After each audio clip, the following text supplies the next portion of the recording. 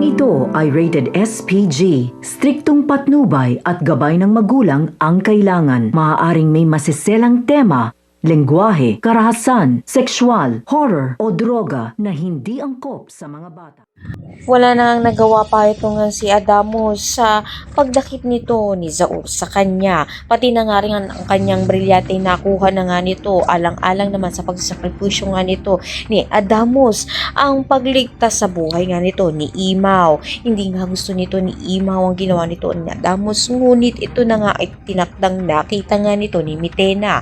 Nakita naman nito ni Deha ang wala nang malay na si Adamos. Kaya naman pilit nga niyang tinutulungan ito upang gisingin at mabuhay, ngunit tuluyan na ngang namaalam ito. Kaya naman matapos nga nito ay nalaman na nga ng mga sangre at mga nakakatandang sangre ang nangyari kay Adamos.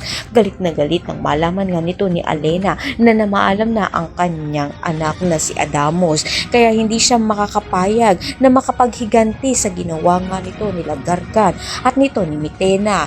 At pinangangambahan nga nito ni Mitena na gaganti ang mga nakakatandang mga sangre dahil sa pagkawala nito ni Adamos. Ngunit hindi papayag ito ng si Gargan at lalaban nga siya. At ngayong nalalaman na nga nito na nanganganib na ang Encantadia ni Cassiopeia ay narito na nga siya upang sa gayong pigilang si Gargan.